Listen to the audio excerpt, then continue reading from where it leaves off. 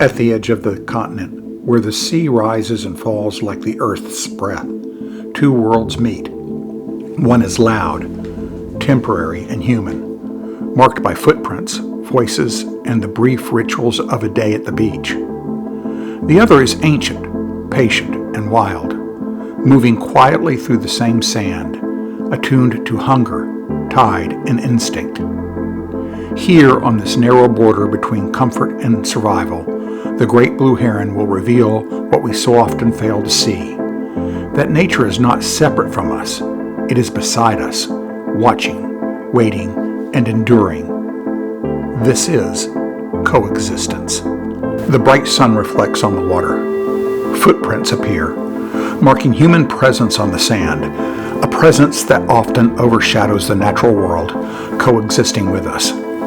People arrive, carrying chairs, towels, umbrellas, and laughter, drawn to the ancient pull of the salt air and open sky. But beneath this familiar human rhythm, another story is already unfolding.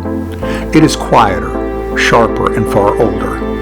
A great blue heron steps into view, tall, watchful, and almost prehistoric in its stillness. It moves among people without panic, without apology, as if it has always known how to share this crowded edge of the world. A heron cannot chew. It cannot tear its prey into smaller pieces. To survive, it must do something both delicate and dangerous. Turn the fish head first and swallow it, whole. One wrong angle, one flare of fin or spine can turn a meal into a threat. The struggle continues as the heron lifts from the sand and flies to a quieter place. Even in flight, the battle is not over. The fish moves within the bird's grasp, flashing briefly like a blade of light before disappearing again into the shadow. After landing, the heron waits. It does not rush the moment. It holds its prey in its mouth and throat. Then, with extraordinary control, it allows the fish to emerge into its beak, shifting it by fractions until the angle is right. This is not hesitation. It is calculation written in instinct. The bird's throat often expands. The fish will vanish by degrees into the long, flexible passage of the neck. For a brief moment, the outline of the prey beneath the heron's feathers is a final visible trace of the heron's active consumption. Then the motion fades. The drama is absorbed into silence as the heron stands with elegance on the sand. It moves in a satisfying way, enjoying the fruits of its hunt, giving us a reminder of the magnificence of nature. It is a wonder to witness these natural events on a summer trek to the beach. It is a reminder of how wildlife will survive among humans, sometimes with the humor of this coexisting, suggesting to us that even a heron can say, "Feed me," to a nearby person surf fishing on the ocean. Morning welcomes humans and animals to a new day. The beach is bathed in early morning light, giving our world a special glow to begin the day. The great blue heron returns to begin the morning hunt. It is a blue-gray sentinel moving between two worlds. To the people nearby, the tide is scenery. To the heron, it is a map of survival, with pools of water leaving tiny silvery fish as a breakfast feast. The heron advances in silence that seems almost impossible for a creature of its size. One foot enters the water without a splash, then the other. Its body grows still, but its eyes remain alive, tracking every flicker beneath the surface. The world narrows to a ripple, a shadow, a sudden pulse of movement. What may look like a game of catch and release is often more practical and perilous.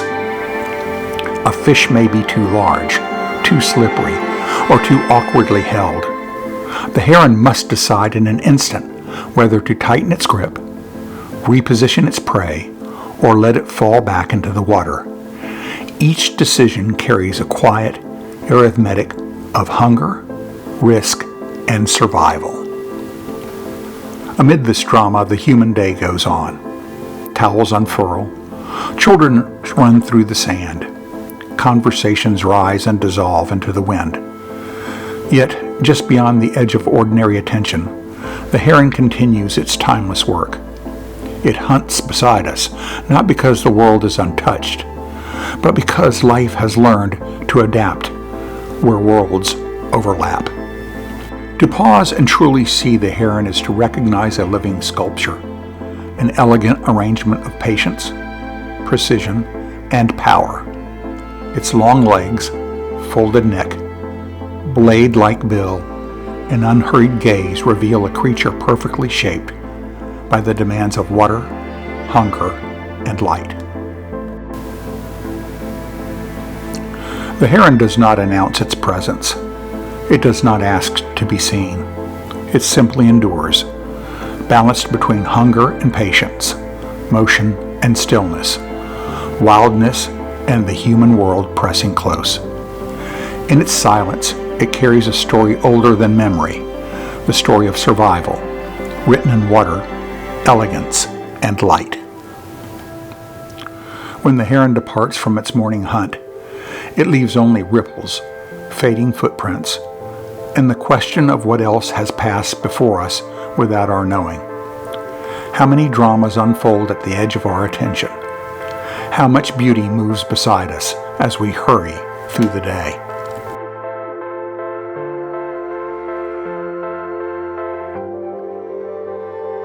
The beach is not merely a place we visit. It is a living threshold, a meeting ground where comfort meets hunger, leisure meets survival, and the familiar meets the wild. To notice the heron is to remember that coexistence is not an idea.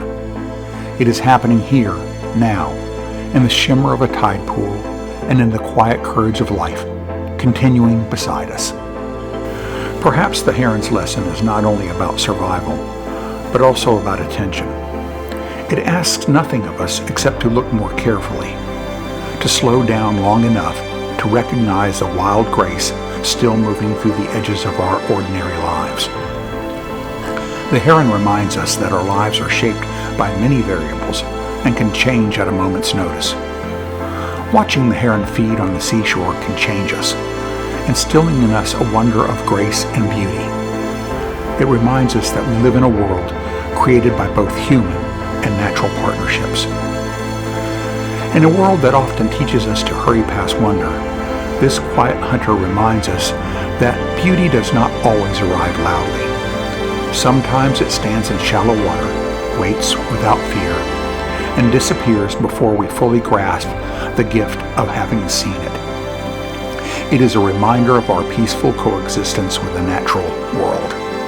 In this case, the magnificent great blue heron. Over 5 days at Orange Beach, I captured this magnificent blue heron feeding among a line of people walking on the shore at sunrise. Each morning it returned to the same fishing spot, poised and watchful as dawn broke over the shoreline.